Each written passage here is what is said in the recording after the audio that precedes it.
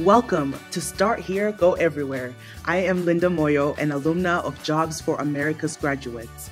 On this podcast, we bring you incredible guests from all walks of life, offering the skills to educate, inspire, and challenge you to succeed in both school, on the job skills, and in personal life, leading to productive and rewarding careers. Welcome, everybody, to Start Here and Go Everywhere. Today, we have Elena Stidham from Indiana. I am excited to know that you are a first-year specialist with JAG. Yes. And not only that, you've been a part of the JAG family for quite some time now. Tell me about your JAG story. Well, I actually started JAG senior year at Whiteland Community High School in Indiana. So my specialist, Miss Moffitt, she is actually my coworker now, so it's really surreal.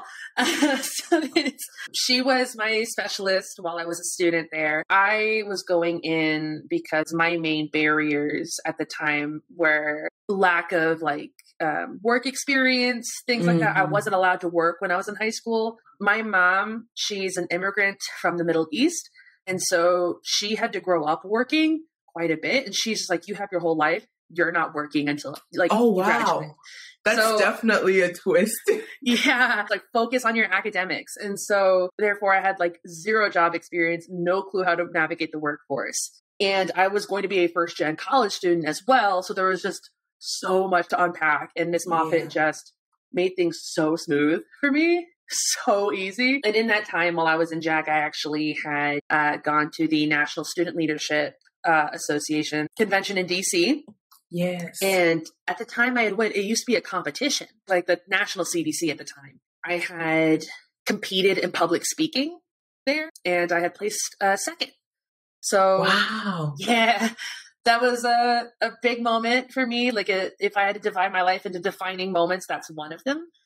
Because I had awful self-esteem issues when I went to JAG, but Miss Moffitt and everybody else in the program was just no, really honing in on I have potential. And as soon as I came down with my award, Sarah Beth, who is now my boss, was just I never want to hear you say I can't do it again. So it's very empowering as a student. It was simple times, honestly. Yes. I miss it.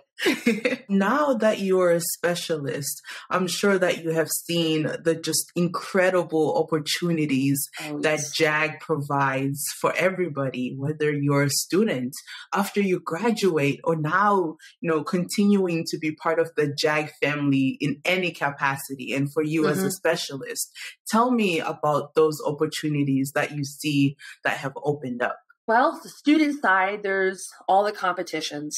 There's a lot of ways you can compete. And those, first of all, look fantastic on a resume. They look really good. And they're typically conversation starters. So when I had second place in the national CDC, they were like, hey, what's this? That's also a really good start. It also gives you a lot of practice. You have that sort of advantage being in the JAG program of having all this knowledge and all this practice and all this things already basically taken care of before you go into the workforce. So you have a head start, so to say. A student can actually work in an internship and get that internship experience and get paid for it. So I had a student who, she didn't go to my class because during my class, she actually went to the internship that we offered. And she was going into IT. So her internship was with IT, and that gave her this huge insight into how the career would work. She was just so blown away by it.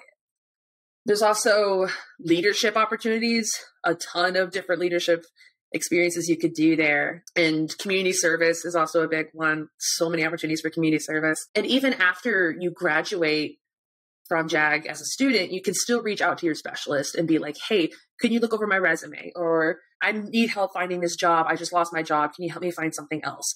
Or it's I'm not sure what to do. I'm in this weird personal situation, but I didn't know who else to talk to.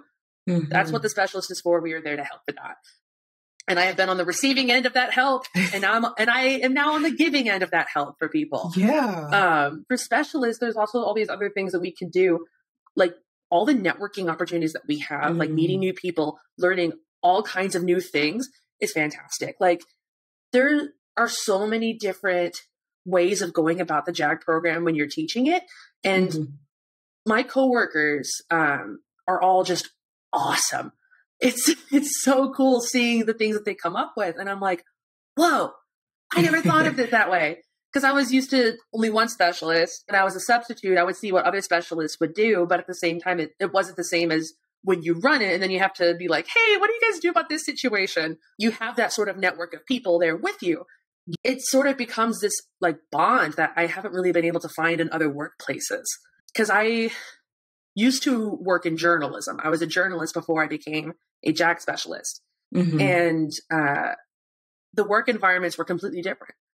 Yeah. People in the newsroom, it's not really a family, so to say. And it's very competitive. It's every man out for themselves sort of thing. Whereas JAG can be competitive around CDC, where it's like, my students are better than yours, haha. But like, it's in jest. But like, if we see other specialists get recognized for something, like the Specialist of the Year award or something, I'm thrilled for them. I'm like genuinely happy for them. I don't really see that sort of experience with other workplaces. All you need is a degree to work for JAG. It's like, you don't need to have a degree in education. You don't need a teaching license. No, none of that. Just a degree. Doesn't matter what it's in. And that opens so many doors, so many different doors there. Because like, I was a journalism major, degree in journalism.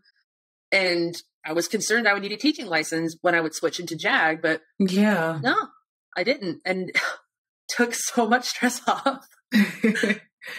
Well, speaking about how you started off in journalism and now you're a JAG specialist, for everybody who might not know, you are only 23 years old. Yes. So for any student who might be listening, you could just be fresh out of graduation. And if you've ever had an interest in becoming a specialist, this girl is the person to talk to because she's doing it and she's now giving back to, the JAG program that once gave her everything. So it's a really beautiful story.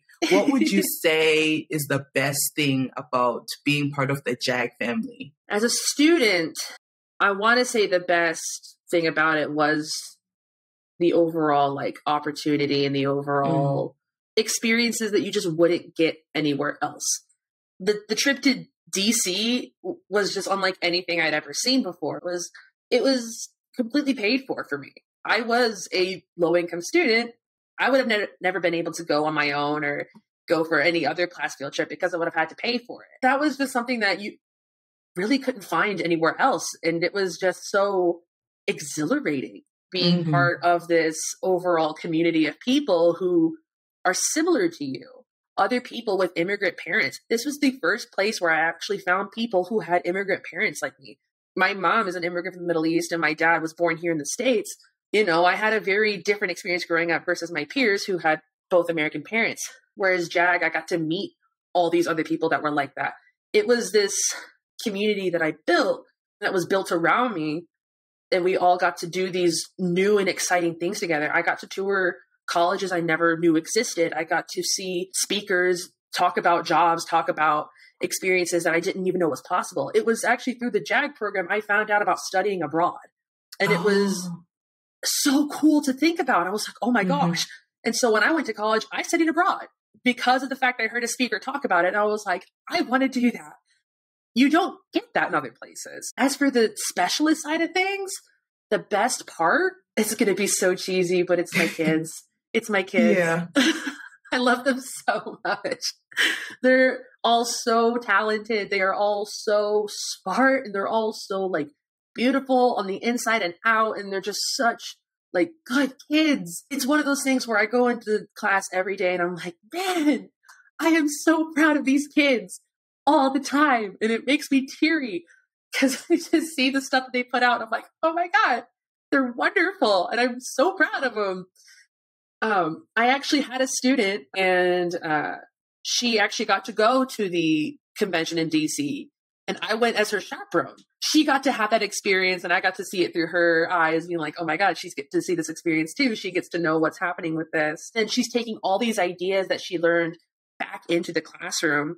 And it's just so amazing seeing just how impactful these kids can be if you just let them sit and grow like just give them a little bit of water, a little bit of like food. I get like fertilizer almost. Yeah. But I was like, I didn't know what else to say.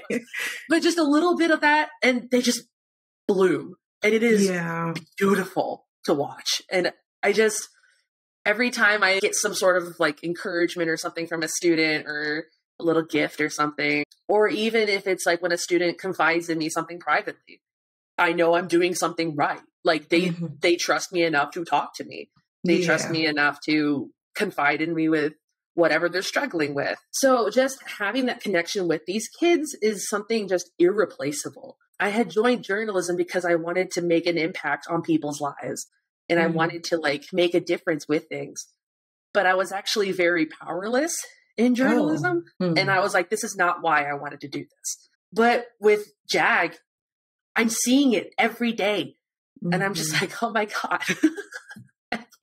I can't describe how it makes my heart so full. Well, I think it's so beautiful to listen to you share how passionate you are about the JAG program, both from a student perspective and now a specialist perspective.